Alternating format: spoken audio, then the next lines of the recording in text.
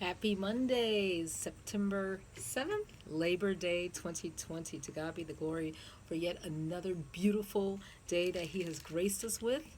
And we would have gone to this chapter, Psalms 37. Do you have a lot of things to do today? Perhaps maybe you're like some of us who work in the school system, and tomorrow being the first day of school virtually, that you have some loose ends to tie up. Well, verse 3 of Psalms 37 says, "Trust in the Lord. In the meantime, do good, be busy, labor," right? Being Labor Day and all the other 364 days of the year. And when we do that, so shalt thou dwell in the land, live, and verily thou shalt be fed. We're being fed with his riches, not so much, physically, but yeah, we can feed in the land, but the Lord will give us plenty. And this is something that I saw in a toy store yesterday on a wall in Hyde Park. I just love going to children's shops. And it says, "Keep the happy in the day," right? Find something that gives you joy temporally, but even physically. Maybe it's the colors, or maybe it's something that you put on, but keep the joy. And most important is to keep God will keep you happy. It says, "Delight thyself also in the Lord." Be happy, enjoy the riches of the Lord, and he shall give thee the desires of what? Thine heart. He promises to fill every empty place continually. And with that reminds me of John 4. That's where we are today. And on my run today, I forgot to drink something before going, and I was physically thirsty. I was like, man, I haven't been this thirsty on a run. I can't ever remember.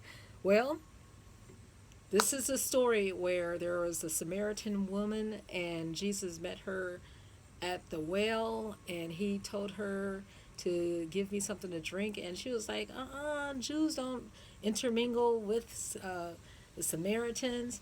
And he was like, "Listen, woman, if you knew who you were talking to, you would know that I am able to give you the living water where you would never thirst anymore." And then he went on to tell her about her life and the number of husbands she had and didn't have, and went on to say that God is a spirit, and they that worship him must worship him in spirit and in truth. Whatever we do today, we're going to offer it as worship. Whether we cut the grass, do some electric work, do some last minute duties on the computer, that is worship unto our God. And this being Labor Day, work. Verse 34, this is your testimony, and it's certainly mine. My meat. Maybe physically you are not going to have 3 meals today, but Jesus said, "My meat is to do the will of him that sent me and to finish the work." To be a beginner, to do it in the middle, but most importantly, to finish. Are you like me where you could start a lot of projects and don't conclude them?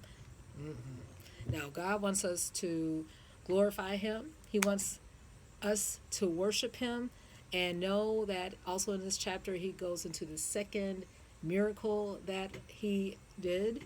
First one was at the wedding at Cana. The second one was this army guy had a son, and he was near to death, and Jesus said in verse 53, "You know what? I don't even have to see him." He just said, "Thy son liveth." And then the army guy's assistants ran up to him and say, your son, he's alive." And then he asked, "What time did that happen?" And they said, 7 o'clock, he was restored. And then the army guy general remembered, yeah, that's when Jesus spoke those words. What words is he speaking over your life today? Know that it's good, stay happy, and do the will of God, and you will be able to dwell in the land and receive plenty. Enjoy the Labor Day.